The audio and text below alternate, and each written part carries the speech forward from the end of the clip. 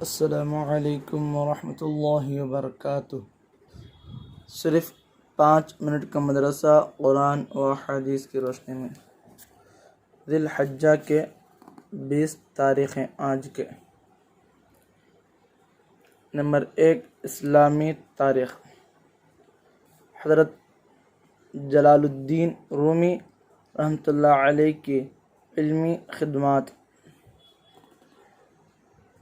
مولانا جلال الدین رومی رحمۃ اللہ علیہ 40 سال میں تمام علوم اسلامیہ کی تکمیل کر کے درس و تدریس، وعظ و نصیحت، فتویٰ نویسی اور علم دین کی خدمت میں مشغول تھے کہ شمس تبریز کو ان کے شیخ کمال الدین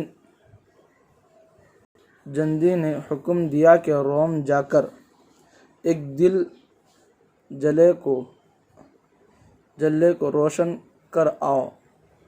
وہ حکم سنتے ہی چل دیے اور رات کے وقت ایک سرائے میں ٹھہر گئے۔ سامنے ہی بلند چبوترا پر شہر کے بڑے لوگ تفریح کے لیے بیٹھے تھے۔ حضرت شمس بھی اسی چبوترا پر بیٹھا کرتے۔ مولانا روم نے یہیں ان سے ملاقات کی اور ایک دوسرے کو پہچانا۔ دونوں بزرگ 6 مہینے تک صلاح الدین زرکوب کے حجرہ میں مجاہدہ کرتے رہے۔ اس کے بعد آپ پڑھانا چھوڑ کر شمس کی خدمت میں رہنے لگے۔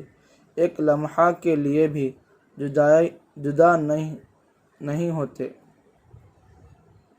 تھے۔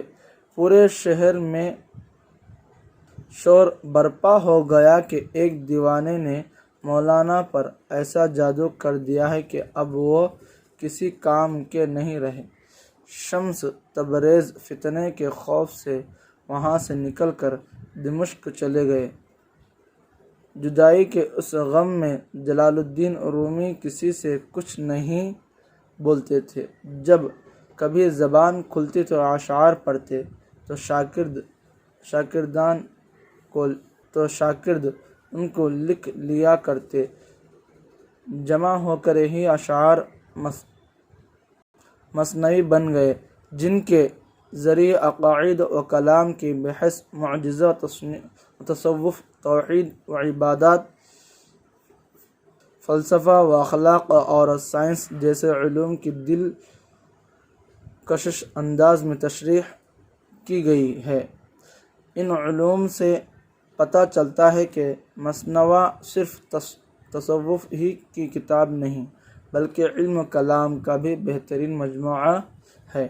بالآخر 5 جمادی الثانی 670 پر 2 ہجری اتوار کے دن علم کا یہ آفتاب بھی ہمیشہ کے لیے غروب ہو گئے۔ نمبر 2، حضور صلی اللہ علیہ وسلم کا معجزہ، کنکریوں سے تسبیح کی آواز آنا۔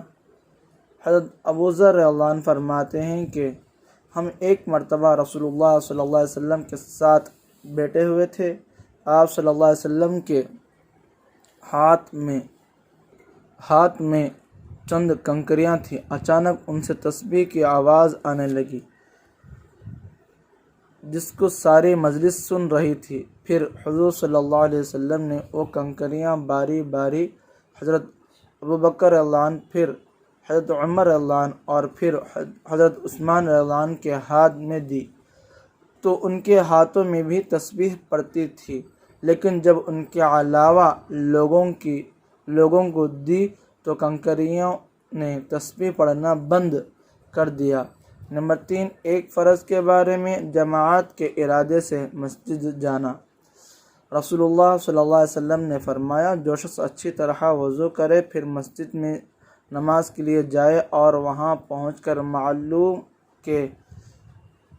معلوم ہو کہ جماعت ہو چکی، پھر بھی اس کو جماعت کی نماز کا ثواب ہوگا اور اس ثواب کی وجہ سے ان لوگوں کے ثواب میں کچھ کمی نہیں ہوگی جنہوں نے جماعت سے نماز پڑھی ہے۔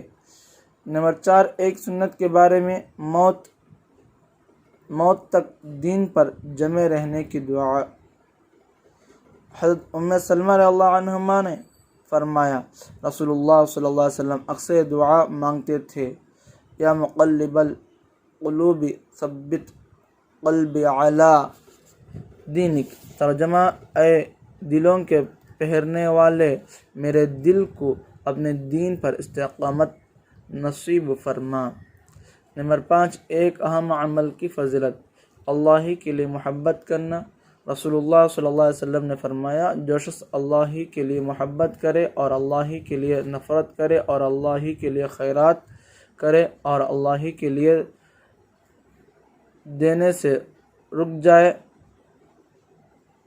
تو اس شخص نے ایمان مکمل کر لیا۔ نمبر 6، ایک گناہ کے بارے میں اللہ اور اس کے رسول کی نافرمانی۔ قرآن میں اللہ تعالیٰ فرماتا ہے، جو شخص اللہ اور اس کے رسول کی نافرمانی کرے گا اور اس کی مقرر کی ہوئی حدوں سے آگے بڑھے گا تو اللہ تعالیٰ اس کو آگ میں داخل کرے گا جس میں وہ ہمیشہ رہے گا اور اس کو ذلیل اور رسوا کرنے والا عذاب ہوگا۔ نمبر 7، دنیا کے بارے میں، دنیاوی زندگی ایک دھوکے کا ہے۔ قرآن میں اللہ تعالیٰ فرماتا ہے، اے لوگو، بے شک اللہ تعالیٰ کا وعدہ سچا ہے، تو کہیں تم کو دنیاوی زندگی دھوکے میں نہ ڈال دے اور تم کو دھوکے باز شیطان کسی دھوکے میں نہ ڈال دے۔ یقیناً شیطان تمہارا دشمن ہے، تم بھی اسے اپنا دشمن ہی سمجھو۔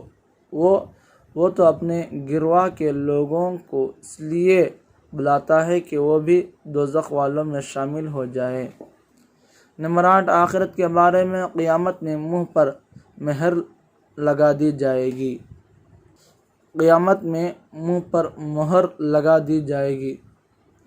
رسول اللہ صلی اللہ علیہ وسلم نے فرمایا، تم جب قیامت کے دن پیش ہوں گے تو تمہارے منہ پر مہر لگا دی جائے گی اور آدمی کی سب سے پہلی چیز جو بات کرے گی وہ اس کی ران اور ہتھیلی ہوگی۔ نمبر 9، طب نبوی سے علاج، معدے کی صفائی۔ حضرت علی رضی اللہ عنہ نے فرمایا، انار کو اس کے اندرونی چھلکے سمیت کھاؤ کیونکہ یہ معدے کو صاف کرتا ہے۔ فائدہ، علامہ ابن قیم فرماتے ہیں کہ انار جہاں معدے کو صاف کرتا ہے وہیں پرانی کھانسی کے لیے بھی بڑا کارآمد پھل ہے۔ نمبر 10، نبی صلی اللہ علیہ وسلم کی نصیحت۔ رسول اللہ صلی اللہ علیہ وسلم نے فرمایا، لوگوں کو اچھی باتوں کا حکم کرو اور بری باتوں سے روکو، ورنہ قریب ہے کہ اللہ تعالیٰ تم پر اپنی طرف سے کوئی عذاب نازل کرے اور تم دعا کرو تو تمہاری دعا قبول نہ ہو۔ اللہ تعالیٰ جتنے باتیں کہیں سنیں ان سے عمل کرنے کی توفیق عطا فرمائے۔ سبحان اللہ وبحمدہ، سبحانک اللہم وبحمدک، نشہد ان لا الہ الا انت، نستغفرک ونتوب الیک۔